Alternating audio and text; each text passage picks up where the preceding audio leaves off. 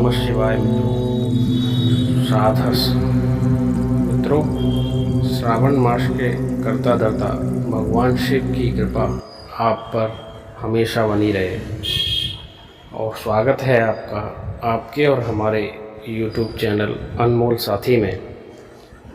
मित्रों, आज आपको एक अंतिम ज्योतिर्लिंग के जो स्वरूप हैं भगवान का, उसके बारे में एक कथा बहुत प्रचलित है, वही बताने जा रहा हूँ।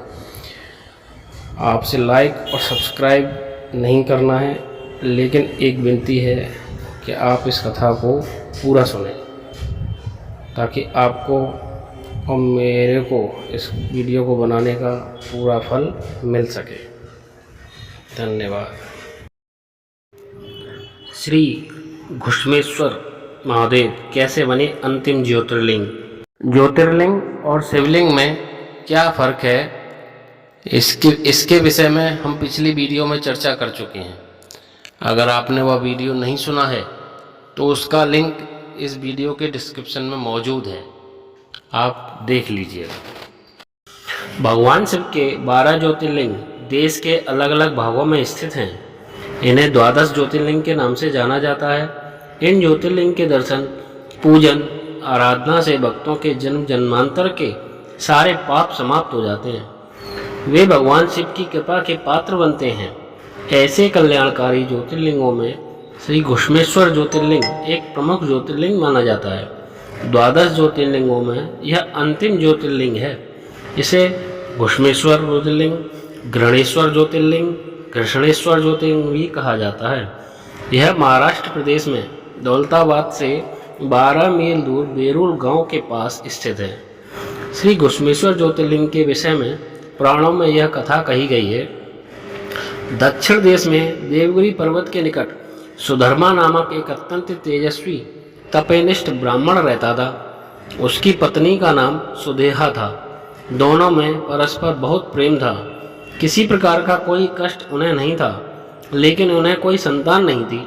ज्योतिष गणना से पता चला कि सुदेहा के गर्भ में संतानोत्पत्ति हो ही नहीं सकती। सुदेहा संतान की बहुत ही इच्छुक थी।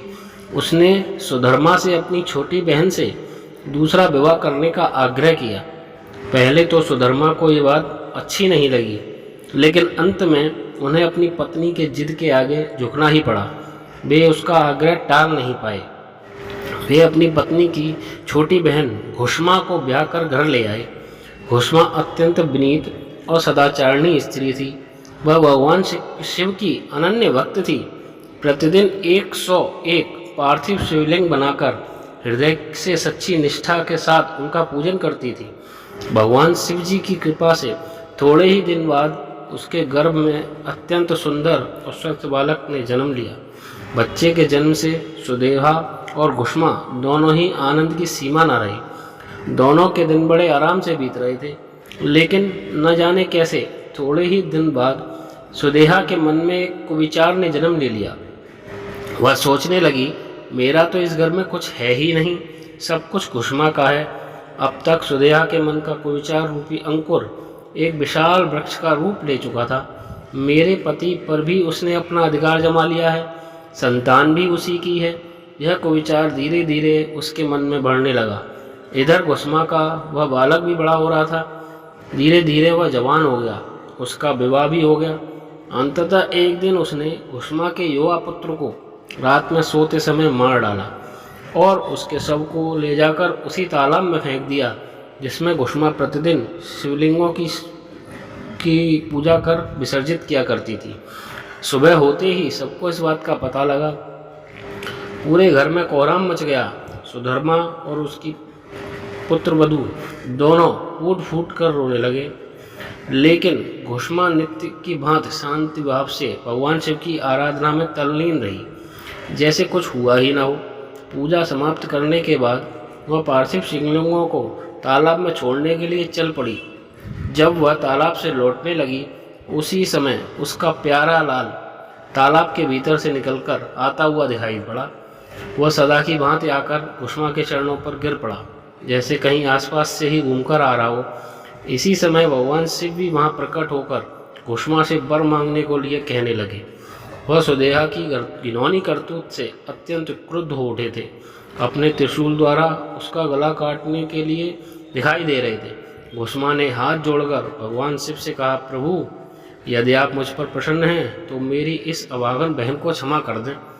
निश्चित ही उसने अत्यंत अघन्य पाप किया है, किंतु आपकी दया से मुझे मेरा पुत्र वापस मिल गया।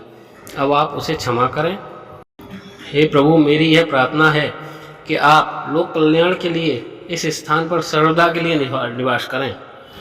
भगवान शिव ने उसकी ये दोनों प्रार्थनाएं स्वीकार कर ली। ज्योतिर्लिंग के रूप में प्रकट होकर वह वहीं निवास करने लगे। सती शिव भक्त घुष्मा के आराध्य होने के कारण वे यहाँ घुष्मेश्वर महादेव के नाम से विख्यात हुए। घुष्मेश्वर ज्योतिर्लिंगों की महिमा पुराणों में बहुत विस्तार से वर्णित की गई है। इसका दर्शन लोक परलोक दोनों के लिए अमोघ फलदायी होता है।